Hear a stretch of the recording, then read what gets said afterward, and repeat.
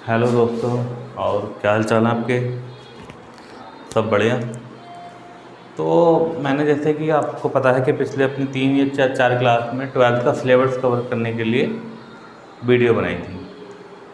लेकिन मैं चाह रहा हूँ कि दोनों ही क्लास का सिलेबस आप कवर करता रहूँ, 11th और 12th। कुछ बच्चों की रिक्वायरमेंट है कि सर 11th क्लास पे भी क्लास बनाएंगे, 11th क्लास के सिलेबस पर भी आप अपनी वीडियो डालिए, जिससे कि थोड़ा बच्चों को हेल्प मिल सके। तो ये वीडियो 11th क्लास के स्टूडेंट के लिए है और मैं स्टार्टिंग से ही चालू कर रहा हूँ। आज का हमारा टॉपिक है इंट्रोडक्शन ऑफ अकाउंटिंग। ठीक है, स्टार्ट करते हैं जी। सबसे पहला प्रोसेस यदि हम पूछते हैं कि what do you understand of accounting, क्या मतलब होता है अकाउंटिंग का।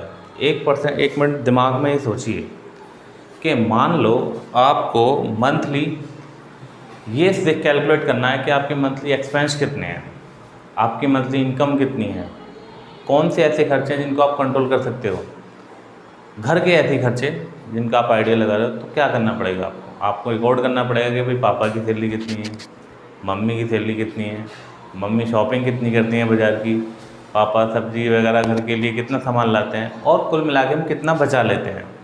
फिर आप उन एक्सपेंस को क्या करोगे, उन्हें छांटोगे कि भाई जो खर्चों को हम कम कर सकते हैं उन्हें कम किया जाए, जिससे कि सेविंग और बढ़ जाए।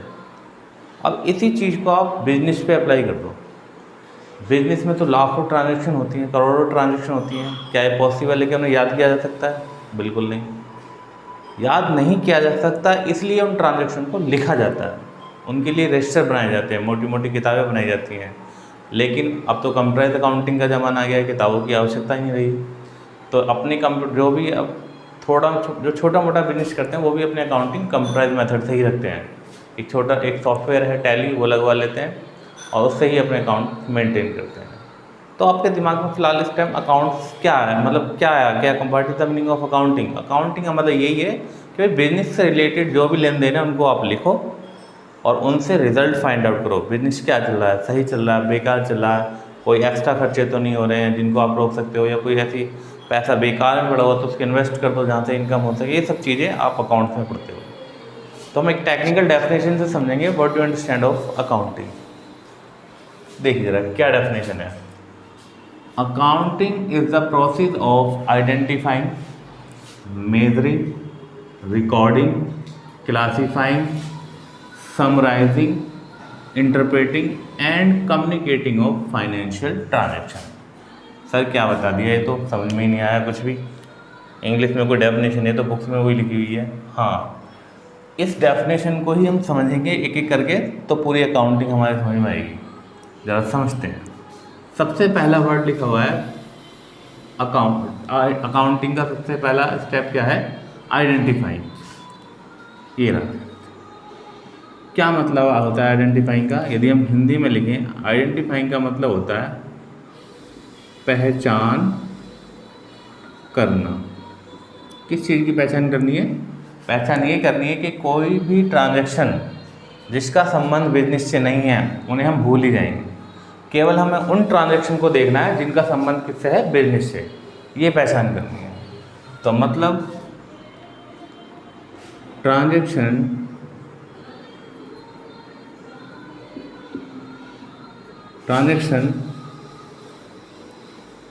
must be related to business। ये सीधा सीधा मतलब है कि ट्रांजैक्शन का संबंध बिजनेस से होना चाहिए। जिन ट्रांजैक्शन का संबंध बिजनेस से है केवल हमें उनसे मतलब है, एक्स्ट्रा की ट्रांजैक्शन को हम ध्यान नहीं देंगे। ट्रांजैक्शन का संबंध किससे होना चाहिए? बिजनेस से होना चाहिए। ट्रांजैक्शन मतलब लेन देन। ठीक है जी। जैसे मैं एग्जांपल देता हूँ, मान लीजिए मेरा एक बेड शीट का काम है और बेड शीट का काम, मेरी बेड शीट की जो शॉप है वो मेन मार्केट में ही है। घर से फ़ोन आया वाइफ का और बोल लीजिए आते आते 5 किलो आलू ले आना, ठीक है, 2 किलो टमाटर ले आना। और ये सब कुछ जो शॉपिंग हुई 500 रुपये में हुई, जो कि मेरे पर्सनल पैसों में से मैंने खर्च किया। तो क्या इस ट्रांजैक्शन को, जो 500 रुपये की मैंने सब्ज़ी खरीदी है, इसको मैं बिजनेस की बुक्स में लिखूँगा? नहीं, क्योंकि मेरी पर्सनल ट्रांजैक्शन है। पर्सनल ट्रांजैक्शन को हम बिजनेस में रिकॉर्ड नहीं करते।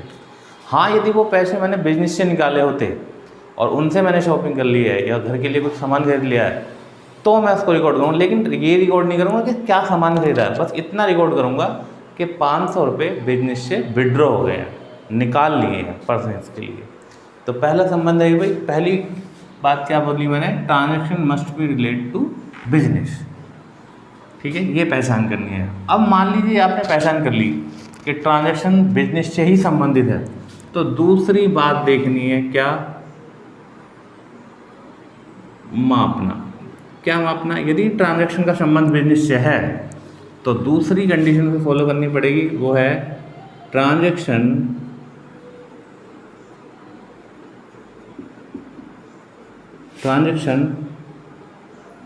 Must be in the term of money. Transaction का संबंध सीधा सीधा किससे होना चाहिए, मनी से। बहुत से बच्चे समझते हैं कि हम केवल उन ट्रांजैक्शन की बात कर रहे हैं जो नगद है। नगद अलग चीज़ है और पैसे से संबंध होना एक अलग चीज़ है। ठीक है, मैं एग्जांपल देता हूँ कि मान लीजिए हमने 50,000 रुपये का माल खरीदा, अब चाहे वो नगद खरीदा हो या उधार, उस ट्रांजैक्शन को हम मनी में मेजर कर पा रहे हैं, क्योंकि उस ट्रांजैक्शन को हम मनी में मेजर कर पा रहे हैं। कितने का माल खरीदा है, 50,000 रुपये का। ये कोई मतलब नहीं है कि ट्रांजैक्शन नगद है या उधार, दोनों, बस उसका मेजरमेंट मनी में हो जाना चाहिए। यदि मेजरमेंट मनी में हो गया तो हमारा काम बन गया, यानी कि वो ट्रांजैक्शन हमारे काम की है। जैसे मैं एक दूसरा एग्जांपल देता हूँ। मान लीजिए हमारे एक बिजनेस में एक अकाउंटेंट साहब हैं जो बहुत ही इम्पोर्टेंट काम करते हैं हमारे बिजनेस के लिए, यानी कि उनके बिना हमारा बिजनेस चल ही नहीं पाएगा। 10-20 साल से काम कर रहे हैं, हमसे ज़्यादा वो जानते हैं हमारे बिजनेस के बारे में। अचानक उनकी डेथ हो जाती है तो बिजनेस के लिए नुकसान तो है, लेकिन वो नुकसान मनी में नहीं हो रहा है। हम ये नहीं कह सकते कि भाई 50,000 रुपये की डेथ हो गई है, लाख रुपये की डेथ हो गई है, 1 लाख रुपये का नुकसान हो गया। नहीं, एक व्यक्ति था हमारे यहाँ काम करता था, वो उसकी डेथ हो गई। क्या इसको हम अपने बिजनेस की बुक्स में रिकॉर्ड करेंगे? नहीं, क्योंकि उसका संबंध मनी से नहीं है। तो पहला था ट्रांजैक्शन का संबंध बिजनेस से होना चाहिए और वो ट्रांजैक्शन मनी में होनी चाहिए। यदि ये दोनों कंडीशन फुलफिल करती है ट्रांजैक्शन, तब आप उसको रिकॉर्ड करोगे। रिकॉर्ड का मतलब है written down in the journal book. फिर हम उसको जर्नल में रिकॉर्ड कर देंगे, जिसको आपने टेक्निकल एक नाम भी दे रखा है कि हम क्या बनाना सीखेंगे, उनकी जर्नल एंट्रीज बनाना सीखेंगे। कौन सी ट्रांजैक्शन की, जिनका संबंध बिजनेस से है और जो मनी में मेजर कर सकते हैं इनको। ठीक है, 3 स्टेप हो गए। चौथा, अब ट्रांजैक्शन तो 1 लाख, 2 लाख, 5 लाख, 10 लाख, जैसे बिजनेस होगा वैसे ही ट्रांजैक्शन हो सकती है साल में। क्या इतनी सारी ट्रांजैक्शन को एक साथ देखा जा सकता है? मान लीजिए कोई राम है जिससे हम एक साल में 50,000 ट्रांजैक्शन करते हैं, कभी माल खरीदते हैं, कभी माल वापस करते हैं, कभी पेमेंट करते हैं, ETC जो भी है। तो अचानक से राम हमारे काउंटर पे आया और बोला कि भाई साहब मेरा हिसाब बता दो क्या है, मतलब मेरे पास मेरी तरफ कितना बैलेंस निकल रहा है, या मेरा आपके पास कितना बैलेंस निकल रहा है, ये बता दीजिए। तो उनसे कहेंगे बैठो 5 घंटे बैठो, अभी हिसाब लगा के बता रहे हैं, क्या ऐसा कहेंगे? नहीं, हम पहले से ही उनके बैलेंसेस निकाल के रेडी रखते हैं। उस प्रोसेस को बोलते हैं क्लासीफाइंग, मतलब सेम नेचर की ट्रांजैक्शन को एक जगह इकट्ठा करके रखो।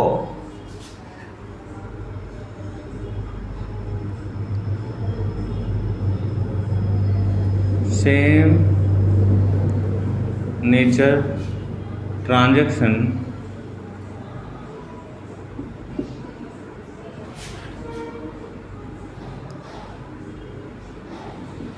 write down at one place for calculating balances of each account। सभी अकाउंट्स के बैलेंस निकालने के लिए हमें क्लासीफाई करना होता है, और इस प्रोसेस को आप अकाउंटिंग की भाषा में बोलते हो कि हम लेजर पोस्टिंग कर रहे हैं। Ledger posting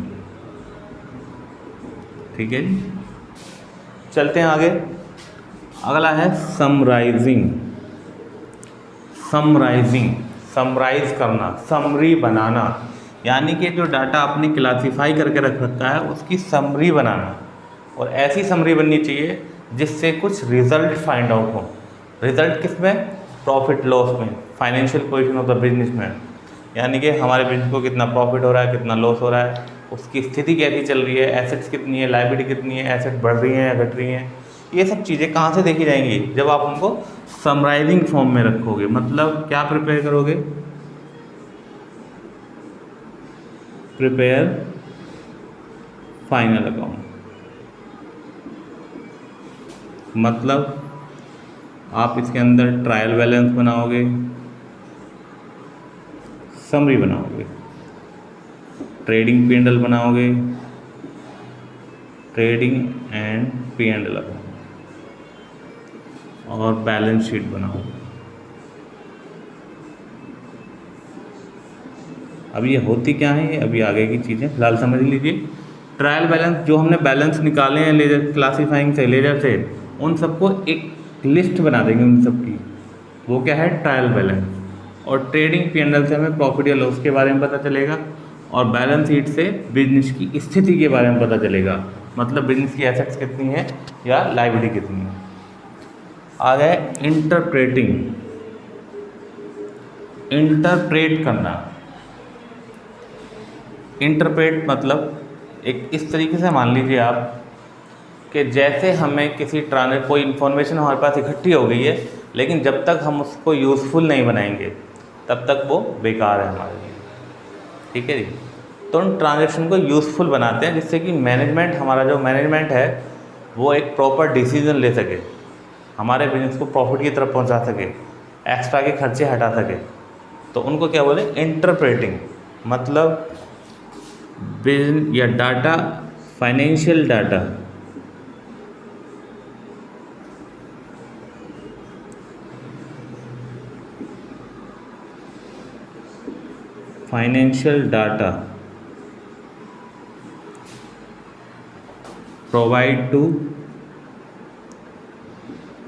provide to management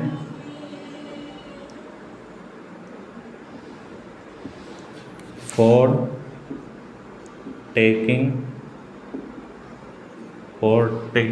effective decision।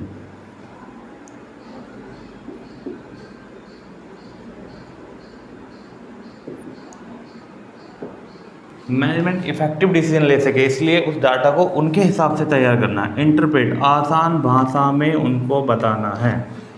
ठीक है जी।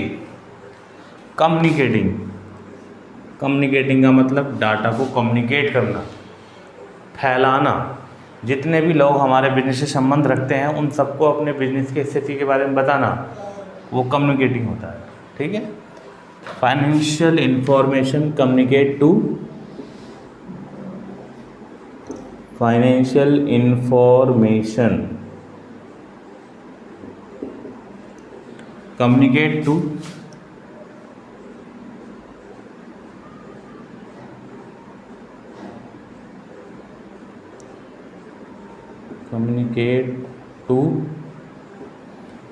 It's users.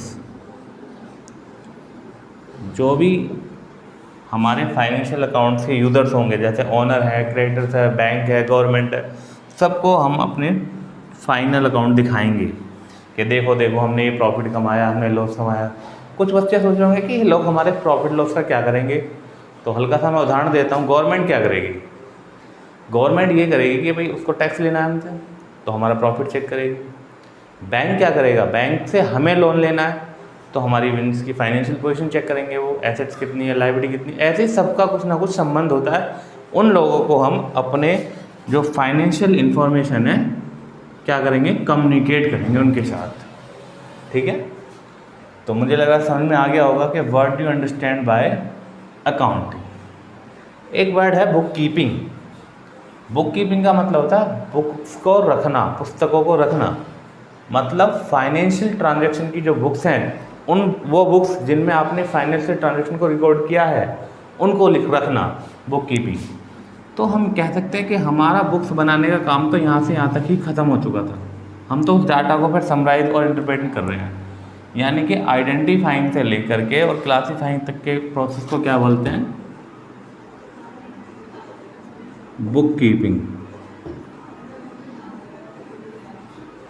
और इस पूरे प्रोसेस को क्या बोलते हैं? अकाउंटिंग। इसका मतलब हम ये कह सकते हैं कि book keeping is the part of accounting. Book keeping कौन है? छोटा है, ठीक है जी, और अकाउंटिंग कौन है? बड़ा।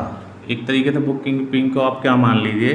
छोटा सा कोई देश मान लीजिए, जैसे जो इंडिया में से निकला हो, चलो पाकिस्तान मान लो, आपकी रुचि पाकिस्तान के बारे में ज़्यादा होती है, पाकिस्तान।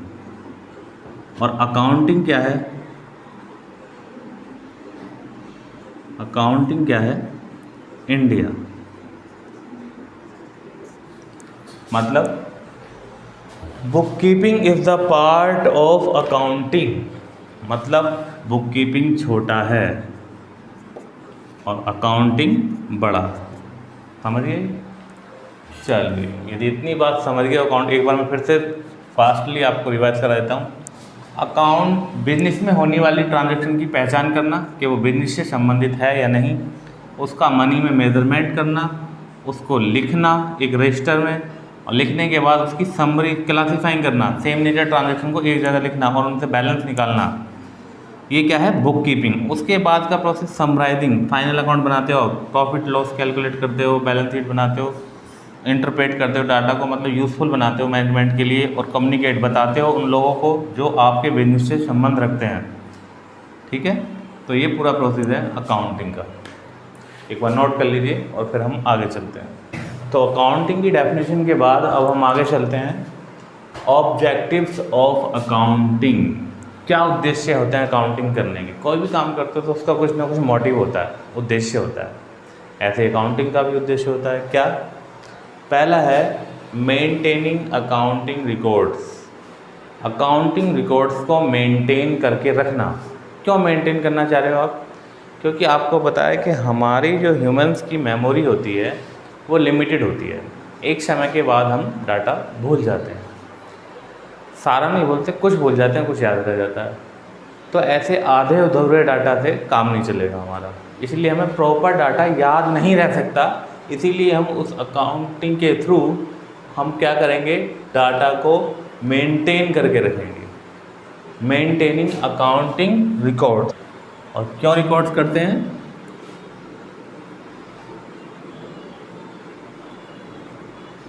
ह्यूमन मेमोरी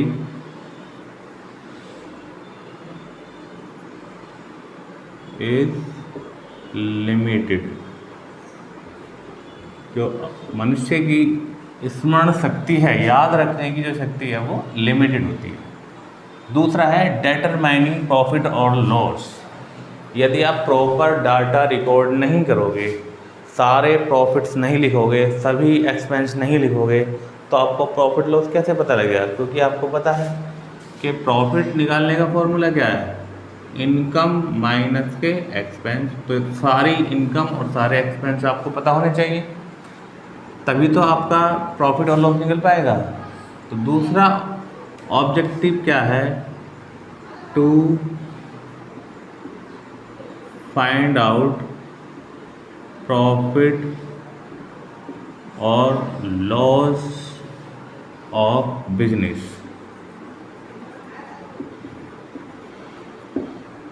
ठीक है जी। देखिए तीसरा ऑब्जेक्टिव देखिए, फाइनेंशियल पोजीशन। कैसे पता लगेगा किसी बिजनेस की स्थिति क्या है? वो लॉस में चल रहा है या प्रॉफिट में चल रहा है? उस बिजनेस की एसेट्स कंटिन्यू घट रही हैं या बढ़ रही हैं लायबिलिटी? उसके लिए आप क्या करोगे? फाइनेंशियल पोजीशन फाइंड आउट करने के लिए क्या बना लोगे? Prepare balance sheet.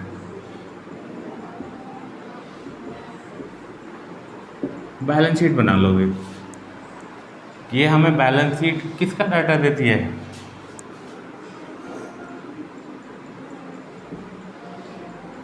Give us the data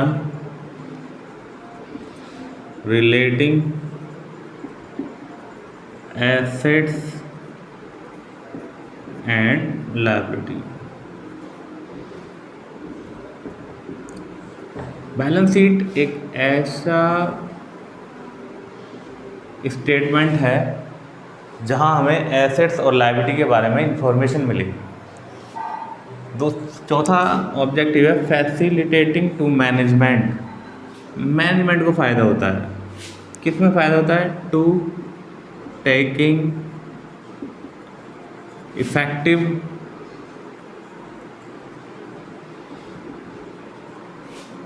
and profitable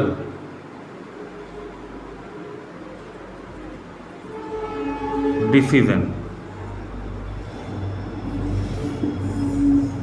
ऐसे डिसीजन ले सकता है मैनेजमेंट किसके आधार पर? जब उनके सामने क्या अवेलेबल होगा? अकाउंटिंग इंफॉर्मेशन अवेलेबल होगा। Settlement of tax liability. Tax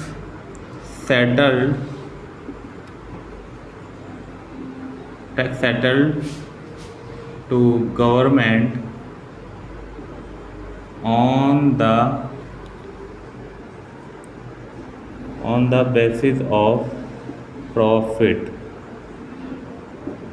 of the business। किसी बिजनेस में जितना प्रॉफिट हुआ उसी के आधार पर हम टैक्स लायबिलिटी को सेटल्ड करते हैं, गवर्नमेंट को पेड करते हैं। और प्रॉफिट कैसे पता लगेगा? जब आप अकाउंटिंग इंफॉर्मेशन को रिकॉर्ड करोगे। Evidence in court. मान लीजिए आपका किसी से विवाद हो गया, कोई आपके पार्टी पैसे नहीं दे रही, आपने उधार माल बेच दिया था उसे और वो पैसे नहीं दे रही, आना गाना कर रही है, गोली दे रही है। आप 4-5 आदमी उसके घर पे भी लेके गए तो पता लगी 8 मेंबर उसके पहले ही घर में हैं, तो आप डर के मारे आ गए वापस। अब आपके सामने कोई रास्ता नहीं बचा कि आप उससे पैसे ले सको। आपसे शरीर में भी तकड़ा है, वो पीटने की कोशिश भी नहीं कर सकते, ठीक है? तो आप क्या करोगे? आपको कोर्ट की शरण लेनी पड़ेगी और कोर्ट को ये विश्वास दिलाना पड़ेगा कि जो मैं बोल रहा हूँ वो सही है, मतलब मेरे इतने पैसे चाहिए। और जो सही है ये प्रूफ करने के लिए आपको एविडेंस की आवश्यकता होगी। एविडेंस आप तभी दे सकते हो कोर्ट को जब आपने प्रॉपर अकाउंटिंग रिकॉर्ड रखा है, ठीक है? हाँ जी।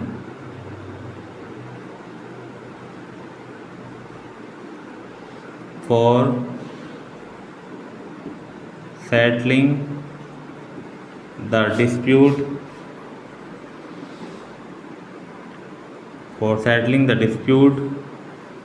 on the basis of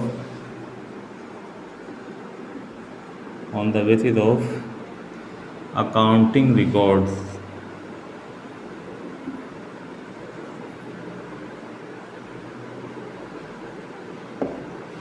For settling the dispute on the basis of accounting records। तो मैं समझ रहा हूँ कि आसानी से ऑब्जेक्ट पता लगे क्यों अकाउंटिंग करते हैं।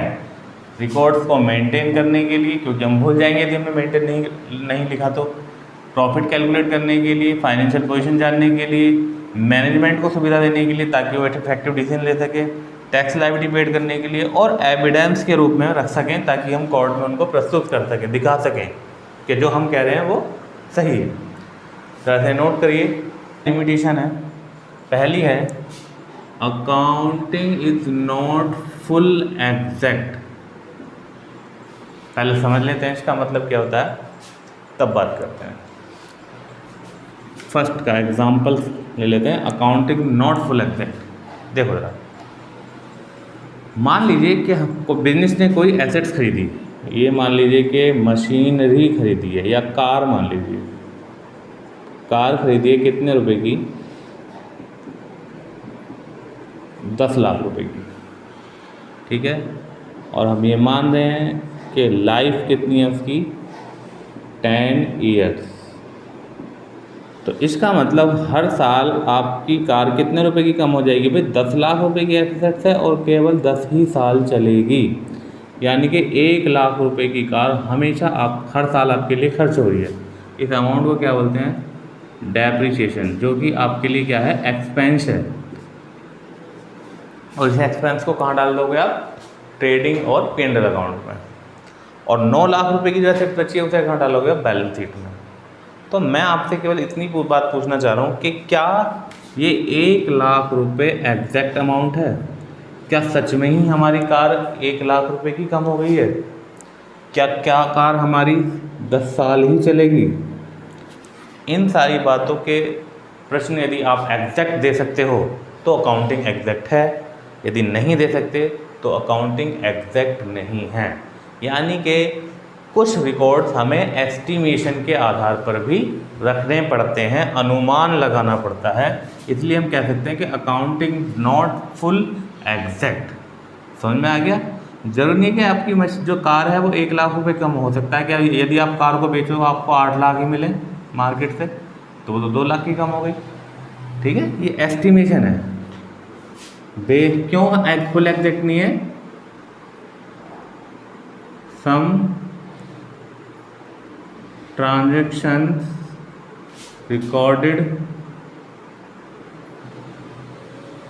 recorded on the basis of estimation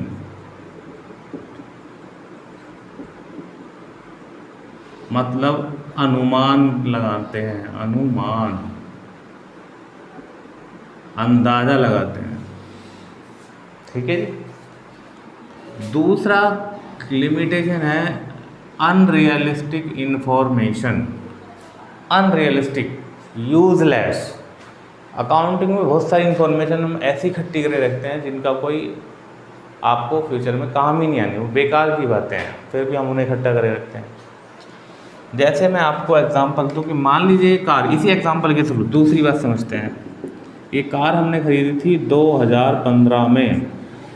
ठीक है, आज जो हमारी बैलेंस शीट बना रहे हैं हम, मान लीजिए 2018 में हमने बैलेंस शीट बनाई, तो 1 लाख रुपए पर ईयर डेप्रिसिएशन लग रहा है। कितने साल हो गए?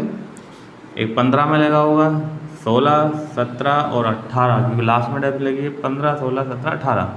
यानी कि हमारी वो कार कितने की बचनी चाहिए? 10 लाख थी, 4 साल डेप्रिसिएशन लग गया, यानी कि 1-1 लाख रुपए करके 4 लाख रुपए की एसेट खत्म हो गई। कितने की बच रही है वो? 6 लाख। तो क्या ये बैलेंस शीट एग्जैक्ट फिगर दिखा रही है आपको? क्या सच में ही आपकी कार एसेट्स बैलेंस शीट में 6 लाख रुपए है तो क्या रियल में भी 6 लाख रुपए है? नहीं, ये अनरियलिस्टिक इन्फॉर्मेशन है। ठीक है जी, थोड़ा सा मिलता जुलता है, फुल नॉट एग्जैक्ट और अनरियलिस्टिक इन्फॉर्मेशन। अनरियलिस्टिक इन्फॉर्मेशन का दूसरा उदाहरण ये भी है कि हम ये मान लेते हैं कि business goes to forever never will be ended. ये आपको आगे पढ़ाया जाएगा, गोइंग कंसर्न कंसेप्ट। तो क्या सच में ही ऐसा है कि बिजनेस हमेशा चलता रहेगा, बंद नहीं होगा? बंद हो सकता है, लेकिन मान लिया जाता है कि बिजनेस चलता रहेगा। अनरियलिस्टिक इन्फॉर्मेशन है। ठीक है जी। Information useless.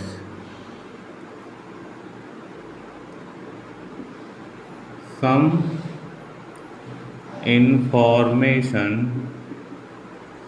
आर यूजलेस, जो काम की नहीं। तीसरा लिमिटेशन है आपका accounting ignores the qualitative element. यहाँ क्वालिटेटिव छूट गया है, नोट द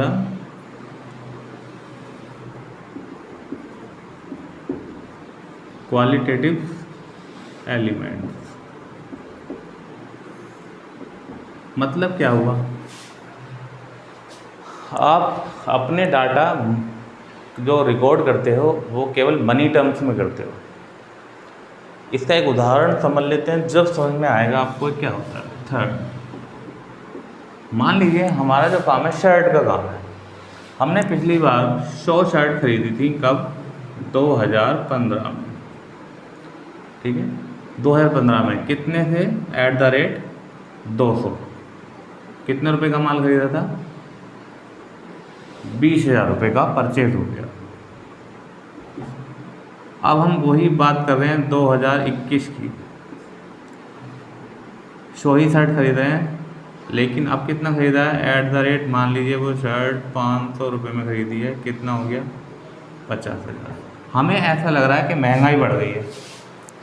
मान ली हमें क्या देखने में लग रहा है कि भाई जो माल हम 20,000 में खरीदते थे 2015 में वो 50,000 में आ रहा है। क्या ऐसा नहीं हो सकता कि उस शर्ट की क्वालिटी बढ़ गई हो? पहले आपने ख़राब कपड़े में ख़रीदी थी, ख़राब, जिसका रंग शेड हो जाता है। ठीक है, 2-4 बार ब्रश मारो रंग शेड हो गया, यानी कि पिंक शर्ट से वाइट बन जाती है। लेकिन ये अच्छी क्वालिटी की है, अच्छी, ये भी तो हो सकता है, लेकिन क्वालिटी जो एलिमेंट है वो गायब है। केवल ये दिखा रहा है अकाउंटिंग हमें कि 2015 में 20,000 की परचेज थी, जबकि 21 में 50,000 की, और क्वांटिटी सेम थी। समझ रहे हो ना, क्वालिटेटिव एलिमेंट्स गायब है। ठीक, क्वालिटेटिव एलिमेंट भी गायब है, और मान लीजिए इसे आगे बढ़ाए क्वालिटेटिव एंड क्वांटिटेटिव,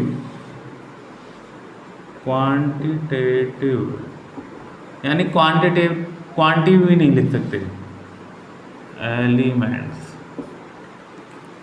क्वांटिटी में, यानी कि ये जब आप अकाउंटिंग बनाओगे ना एंट्री, तो केवल एंट्री बनती है purchase account debit to cash, कितना 20,000 रुपये से। वहाँ कोई नहीं लिखने वाला कि आपने शर्ट खरीदी है।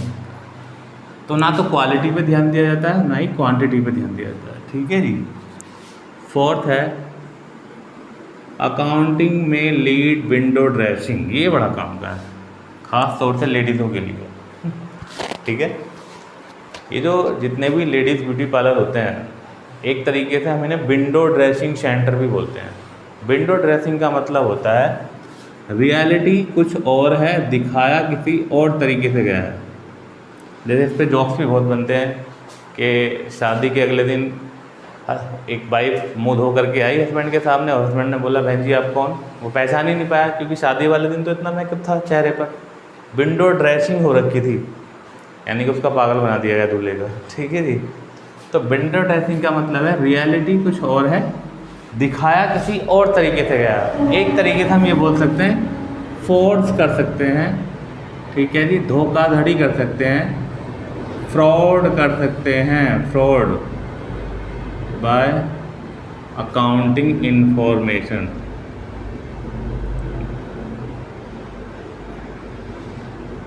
अकाउंटिंग इंफॉर्मेशन, अकाउंटिंग इंफॉर्मेशन के साथ फ्रॉड भी किया जा सकता है। हम ये 100% नहीं कह सकते कि किसी व्यक्ति की अकाउंटिंग बुक्स चेक करके कि वो 100% उसने सही बनाई। हो सकता है उसने गवर्नमेंट को धोखा देने के लिए कुछ खर्चे एक्स्ट्रा डाले हुए, इनकम्स नहीं दिखाई गई हों, या किसी खर्चे इनकम को इस तरीके से दिखाया गया है कि उन्हें एसेट्स मान लिया गया है, या एसेट्स को एक्सपेंस मान लिया गया है। विंडो ड्रेसिंग के बहुत सारे तरीके हैं। ठीक है जी। मतलब गलत अकाउंटिंग बनाना, इंटेंशनली गलत बनाना, ऐसा नहीं कि जानबूझ के मतलब अनजाने में बन गई, नहीं, जानबूझ के बनाई गई है, और उसका उद्देश्य है धोखा देना। किसको? गवर्नमेंट को। सिंपल सी बात है, हमें टैक्स बचाना है, बैंक से लोन लेना है तो हम अपनी पोजीशन ज़्यादा अच्छे दिखाएंगे, गवर्नमेंट से हमें टैक्स बचाना तो हम अपना प्रॉफिट कम दिखाएंगे। ठीक है, इसको बोलते हैं विंडो ड्रेसिंग। और इस वर्ड का सबसे अच्छा इस्तेमाल हमारे भारत में सीए करते हैं। करप्शन फैलाने का भी अधिकतर काम मान लीजिए सीए ही करते हैं। मैं किसी पे पर्सनल टिप्पणी नहीं कर रहा हूँ, लेकिन ये रियलिटी है। वही हमें बताते हैं कि हम विंडो ड्रेसिंग कैसे करते हैं अकाउंटिंग की। हमें भारत में बताया जाता है कि हम जो अपना इनकम टैक्स देते हैं वो इनकम के आधार पर देते हैं, जितनी इनकम उतना टैक्स। इनकम मान लीजिए 10% टैक्स देना है, इनकम 1,00,000 की, तो हमें कितना टैक्स देना है? 10,000 रुपये। लेकिन आप जब बड़े हो जाओगे, अकाउंटिंग सीखोगे और किसी कंपनी में एज ए अकाउंटेंट जॉब करोगे, तो वहाँ देखोगे कि वहाँ पहले टैक्स डिसाइड कर लिया जाता है, बाद में इनकम कैलकुलेट होती है कि भाई इतना टैक्स देना, इस हिसाब से इतना प्रॉफिट बैठा दो आप। वहाँ खर्चे बढ़ाए जाएंगे, इनकम कम कर दी जाएंगी। बहुत सारे तरीके होते हैं। जो बड़ी बड़ी अमाउंट के बिल हैं, यदि वो चेक नहीं होते रास्ते में, उन्हें डिलीट मार दिया जाएगा, और उसकी जगह एक कैश का बिल बना दिया जाएगा छोटी अमाउंट का, 1,000-2,000 रुपये का। बहुत सारे तरीके। लेकिन फ़िलहाल मैं ये चीज़ें आपको नहीं सिखाने के लिए बैठा, मैं तो आपको अकाउंटिंग के बारे में बता रहा हूँ। विंडो ड्रेसिंग क्या होती है? तो मुझे लगता है कि लिमिटेशन ऑफ अकाउंटिंग भी क्लियर है आपका। ठीक है। अगला टॉपिक है यूज़र्स ऑफ अकाउंटिंग। मतलब जो आप अकाउंटिंग डाटा तैयार कर रहे हो, इन्फॉर्मेशन लिख रहे हो, किसके काम आनी है? दो तरह के यूज़र्स होते हैं, एक है इंटरनल यूज़र्स और दूसरा एक्सटर्नल। इंटर का मतलब जो बिजनेस प्रीमाइसेस में रहता है, अंडर बिजनेस प्रीमाइसेस, जहाँ काम चल रहा है उसके अंदर रहता है। जैसे मालिक है, मैनेजमेंट है, एम्प्लॉई, जो ओनर है उसके क्या काम आएगा? वो प्रॉफिट लॉस, फाइनेंशियल पोजीशन सब चेक करने के लिए फाइनेंशियल इंफॉर्मेशन का यूज़ करेगा। मैनेजमेंट डिसीजन इफेक्टिव लेने के लिए इंफॉर्मेशन का इस्तेमाल करेगा। एम्प्लॉई जो वर्कर्स हैं वो अपना हक लेने के लिए अकाउंटिंग इंफॉर्मेशन का इस्तेमाल करेंगे, जैसे उन्हें बोनस मिलते हैं, इंसेंटिव मिलते हैं, ठीक है। एक्सटर्नल यूजर्स कौन होते हैं? Bank and financial institution. जो एक्सटर्नल मतलब जो बिजनेस के बाहर, आउटसाइडर्स जो हैं, जो बिजनेस के बाहर रहकर बिजनेस की इंफॉर्मेशन पर ध्यान रखते हैं, जैसे बैंक और फाइनेंशियल इंस्टीट्यूशन। बैंक क्या करेगा हमारी फाइनेंशियल इंफॉर्मेशन का? उनके आधार पर हमें लोन देगा। इन्वेस्टर्स जो बिजनेस में पैसा लगाते हैं हमारे, वो देखेंगे कि बिजनेस में पैसा लगाया जाना चाहिए या नहीं। वो ये कैसे डिसाइड करेंगे? हमारी अकाउंटिंग इंफॉर्मेशन चेक करेंगे। क्रेडिटर्स जो हमें उधार लोन देते हैं, हमारे सप्लायर्स होते हैं, मतलब जो हमें उधार माल देते हैं, जो हमारे सप्लायर्स होते हैं, ठीक है, वो देखेंगे कि हमें कितना उधार देना चाहिए और कितने दिन के लिए देना चाहिए, और वो किस आधार पर देंगे? हमारी अकाउंटिंग इन्फॉर्मेशन चेक करेंगे। गवर्नमेंट हमसे टैक्स लेने के लिए हमारी अकाउंटिंग इन्फॉर्मेशन चेक करेगी, देखेगी कि हमने जो प्रॉफिट बताया है वो एक्चुअल में सही है या नहीं है। कंज्यूमर्स उपभोक्ता जो ग्राहक हैं हमारे, उनके भी काम में आ सकता है, पब्लिक के काम में भी आ सकता है, ठीक है जी। तो ये अकाउंटिंग यूजर्स होते हैं। एक छोटा सा टॉपिक रह गया, ठीक है, methods of accounting, double entry system and incomplete records या सिंगल एंट्री सिस्टम। इसको मैं अपनी अगली वीडियो में कवर करूँगा क्योंकि ये वीडियो काफ़ी बड़ी हो जाएगी, ठीक है। Okay, bye.